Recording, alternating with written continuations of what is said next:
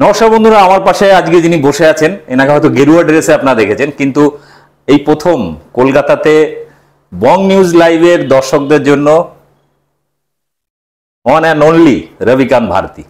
আপনাদের জন্য আজকে যে প্রশ্নগুলো আমরা সাধারণত করি বা এনার যে ভিডিওগুলো আমাদের চ্যানেলে দেখেছেন, আজকে সরাসরি সেরকম কিছু প্রশ্ন থাকবে। अब बीजेपी आरएसएस का खिलाफ ऐसे क्यों बात करते हैं? देखिए, क्या दिक्कत है बीजेपी आरएसएस? बीजेपी और आरएसएस से मुझे दुश्मनी नहीं है। मैं बताता हूं समस्या क्या है।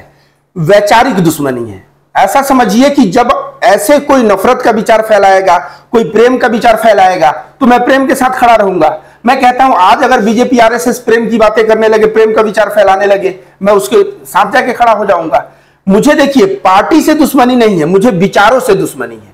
और जो विचार है, अगर कहीं ना कहीं ये लोग जो इनके विचार क्या है, संविधान को नहीं मानने वाले विचार हैं, इनके विचार क्या है, हिंदू मुस्लिम करने वाले विचार हैं, इनके विचार क्या है, धर्म और जात के नाम पे बांट के लोगों को जो है वोट लेके वोट को पोलराइज करना, जो कि भारत के संविधान के खिलाफ है, और इसलिए मैं इनका विरोध करता हूं। पीएफआई नाम का एक संगठन था जो कुछ दिन पहले बैन हुआ है, ठीक है, तो उसका ऊपर एलिगेशन था कि वो लोग 2047 में इस्लामिक कंट्री बनाएगा। तो ये हो गया आपका यूएपीए और संविधान का खिलाफ, तो उसका देशद्रोह का कानून लगा के उसको बैन कर दिया। आरएसएस भी तो हिंदू राष्ट्रों का बात करता है, तो उसको काहे बैन नहीं कर रहा है? अब क्यों नहीं बैन कर रहा है? सेंटर में कौन है आप बताइए। जब सेंटर में आरएसएस का जो सपोर्ट करने वाला जब पार्टी बैठा है, तो उसको कहां से बैन करेगा। और जहां तक बात रही आरएसएस बैन हुआ है, जो है सरदार वल्लभ भाई पटेल ने बैन किया था, तो कहीं ना कहीं आज जो पीएफआई को बैन किया गया है वो इस्लामिक कंट्री का मांग कर रहा है, आरएसएस हिंदू कंट्री का मांग कर रहा है। ऐसे दोनों एक्सट्रीमिस्ट विचार भारत के लिए खतरा है। तो वैसे करना क्या चाहिए, एक्सट्रीमिस्ट विचार को त्याग के भारत का जो संविधान है, जो सभी नागरिक हिंदू मुसलमान सभी नागरिक को लेके वह देश मानता है और सभी नागरिक को अधिकार देता है, एक समान अधिकार देता है, तो ऐसे में जो है संविधान से सहमत लोग होने चाहिए। ये नहीं कि संविधान विरोधी कोई एक्सट्रीमिस्ट होके कहे कि मुझे हिंदू राष्ट्र चाहिए और कोई एक्सट्रीमिस्ट होके कहे कि मुझे इस्लामिक कंट्री चाहिए। ऐसा कहना गलत है। लेकिन बीजेपी आरएसएस वालों या उसका जो ब्रांच है बजरंग दल, विश्व हिंदू परिषद, ये लोग बोलता है कि हम लोग हिंदू का हक के लिए लड़ते हैं, या हम लोग हिंदू राष्ट्र कायम कर सकते हैं कि हिंदू लोग यहाँ सुरक्षित रह सकते दुनिया में, एक हिंदू राष्ट्र होना चाहिए, इस तरह का सवाल करता है। तो ये आप कैसे देखते हैं? देखिए, ये लोग चाहे आरएसएस वाले हो गए, चाहे विश्व हिंदू परिषद वाले हो गए, चाहे बजरंग दल वाले हो गए, इनको मैं हिंदू मानता ही नहीं हूं। मैं कहता हूं ये लोग नकली और नफरती हिंदू हैं।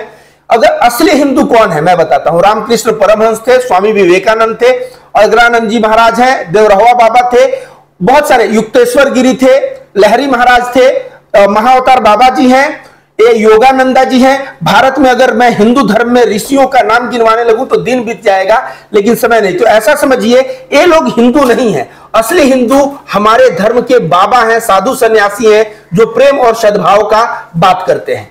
अब जहां तक रामकृष्ण परमहंस, तो आप जानते हैं वो हिंदू थे कि मुसलमान, आप बताइए। हिंदू थे। उन्हें की बोले थे, उन्होंने बोला था कि जो तो मत ततो पथ, जितना मत है उतना पथ है। कोई अगर इस्लाम और नमाज के रास्ते अल्लाह के करीब जाना चाहता है तो वह जा सकता है। हम लोग ध्यान साधना करके पूजा पाठ करके ईश्वर के करीब जा सकते हैं। तो कहीं ना कहीं ये लोग असली हिंदू थे जो प्रेम और सद्भाव की बात करते हैं। विश्व हिंदू परिषद बजरंग दल क्या करता है, कहीं भी भाषण देता है तो उनके भाषण में क्या रहता है कि हमें आर्थिक बहिष्कार करना है मुसलमानों को। तो उन लोगों का टॉपिक मुसलमान रहेगा। कभी सुना है उन लोगों ने गीता पे, उपनिषद, वेद, इन सब ग्रंथों पे उपदेश दिया? वे लोग ऐसा नहीं करते हैं। तो उनके विचार समझने जैसे हैं। वे लोग जो है सिर्फ और सिर्फ राजनीतिक पार्टी को फायदा देने के लिए हिंदू मुस्लिम के बंटवारे में लगे हैं। लेकिन हमारे यहाँ के साधु सन्यासी जो असली हिंदू हैं वह कहते हैं सर्वे भवन्तु सुखिनः, सर्वे सन्तु निरामयः, सर्वे भद्राणि पश्यन्तु मा कश्चित् दुःख भाग् भवेत्। इसका मतलब होता है सभी लोग सुख में रहें। तो क्या सभी लोगों में क्रिश्चियन नहीं आता कि मुस्लिम नहीं आता? उसमें सभी लोगों में हिंदू, मुस्लिम, क्रिश्चियन, सिख, ईसाई सभी लोग आते हैं। उसी तरह से हमारा हिंदू धर्म कहता है वासुदेव कुटुंबकम। पूरी पृथ्वी, ये पूरा मंत्र क्या है, पूरा मंत्र समझिए, कहता है यह मेरा है, यह तेरा है। ऐसा सोच रखने वाले जो है छोटी मानसिकता के हैं, उदार हृदय वाला व्यक्ति पूरे पृथ्वी को अपना परिवार मानता है। तो हम लोग असली हिंदू हैं। ये जो विश्व हिंदू परिषद और आप बजरंग दल बताए हिंदू मुस्लिम के नाम पे लड़ाने के लोग कार्य कर रहे हैं, इनको मैं हिंदू नहीं मानता, इनको मैं नकली हिंदू मानता हूं। और इसलिए जो है मैं ये नहीं कहूंगा कि ये लोग हिंदू राष्ट्र बना देंगे। हिंदू राष्ट्र बनाना ऐसा समझिए, अगर जो है लोग कहते हैं राम राज्य लाना है, तो राम राज्य में राम के चरित्र कैसे थे वैसा चरित्र आप लाइए। तो जो चरित्र का बदलाव करना है, नैतिकता का बदलाव करना है, उसकी जरूरत है। ये जो है हिंदू राष्ट्र और इस्लामिक राष्ट्र, इससे देश बर्बाद होगा और कुछ नहीं होगा। जैसे अब वेद में हुआ या मनु संहिता में, खास करके मनु संहिता में है कि करीब खुद का जो धर्म है, माने खुद का धर्म का 85% लोगों को शूद्र या दास बनाने का विधान है इसमें। ठीक है, तो दुनिया में शायद एक ही धर्म है जो धर्म को लेके ये लोग पॉलिटिक्स कर रहे हैं। तो ये 85% अपना धर्म का लोग है, लेकिन उसमें 85% लोगों को दास या शूद्र बनाने का विधान दिया हुआ है। इसी को लेके लोग पॉलिटिक्स कर रहे हैं। आपको लगता है कि हिंदू राष्ट्र होने से ये 85% लोगों को, जो तमाम लोग है, शूद्र है, दलित है, जो पिछड़े वर्ग का लोग है, इन लोग का सुविधा होगा हिंदू राष्ट्र में? ये लोग जो हिंदू राष्ट्र का मांग कर रहे हैं, देखिए आपका एक बहुत बड़ा कंफ्यूजन है, उसके ऊपर मैं बात कर दूं। हिंदू धर्म जो है ना, हिंदू धर्म सबको एक समान अधिकार देता है, किसी को शूद्र और दलित और नीचा नहीं मानता। उसके धर्म ग्रंथ पढ़ेंगे तो आप पता चलेगा आपको। जहां तक आप मनुस्मृति की बात कर रहे हैं और तमाम ग्रंथ जो कहता है कि इंसान इंसान बराबर नहीं है, वह दलित है, वह शूद्र है, तो आपको बता दूं वह ग्रंथ वैदिक ग्रंथ है। तो आपको पहले यह समझना पड़ेगा कि असली हिंदू धर्म जो भारत का था और जो आर्य आए वैदिक धर्म लेके, उन दोनों में क्या अंतर है।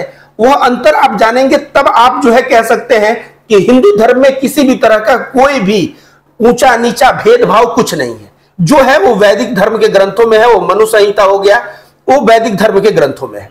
आपको बता दें, अगर मान लीजिए अभी जो है शादी विवाह तो जात में होता है, एक ब्राह्मण जो है दलित से शादी नहीं कर सकता। ऋग्वेद में लिखा है कियति योषा मर्यतो बधुयो परप्रीता पनेशा बरहन भद्रा बधुर यन सुपेशा स्वयं सुमित्रा बनुते जनिचित। इसका मतलब होता है वह लड़की चरित्रवान होती है जो लड़के से मित्रवत व्यवहार करके उसके चरित्र को समझ के उससे शादी करती है, और वह लड़की चरित्रहीन होती है जो पैसे के लालच में आके शादी कर लेती है। तो हमारा ऋग्वेद में जब शादी के लिए नियम बनाया गया तो बोला गया कि तुम जो है पहले लड़के से दोस्ती करो, उसका व्यवहार समझो, तब शादी करो। तो हमारे अगर धर्म ग्रंथों में जाएंगे तो हिंदू धर्म ग्रंथ में कोई भी असमानता नहीं है। हाँ, जो वैदिक धर्म में असमानता है उसका मैं विरोध करता हूं। और जो लोग ये कहते हैं हिंदू राष्ट्र, इसको वैदिक राष्ट्र में कहूंगा, वैदिक राष्ट्र बनेगा तो डेफिनेटली वैदिक राष्ट्र बनेगा तो वहां पे छुआछूत रहेगा। इनका एजेंडा समझिए, इनका एजेंडा क्या है। पहले ये लोग कहते हैं पहले कसाई फिर ईसाई, पहले मुसलमानों को टॉर्चर करो, फिर ईसाइयों को टॉर्चर करो, फिर दलितों को टॉर्चर करो, फिर महिलाओं के अधिकार छीनो, महिलाओं को गुलाम करो। क्योंकि हिंदू कोड बिल में जब महिलाओं को संपत्ति का अधिकार, बाबा साहब अंबेडकर का जन्मदिन भी है, जब वह दे रहे थे तो इन लोगों ने संविधान को ही जला दिया था। ठीक है, तो इन लोगों का समझिए, मुस्लिम, ईसाई, दलित और साथ साथ महिला को गुलाम करके रख के जो समाज बनाना चाहते हैं। आज दुनिया बहुत आगे निकल गई है, शिक्षा से पढ़ लिख के आज जो है उस वैसा राष्ट्र जो लोग बनाना चाहते हैं ना, उसका विरोध महिला करेगी, उसका विरोध दलित करेगा, उसका विरोध मुसलमान करेगा, और उसका विरोध मेरे और आपके जैसे सेकुलर हिंदू भी करेंगे। बहुत बढ़िया सवाल था और बढ़िया उत्तर भी दिए हैं। तो এবার আমরা একটু বাংলাতে ইন্টারভিউ নেব।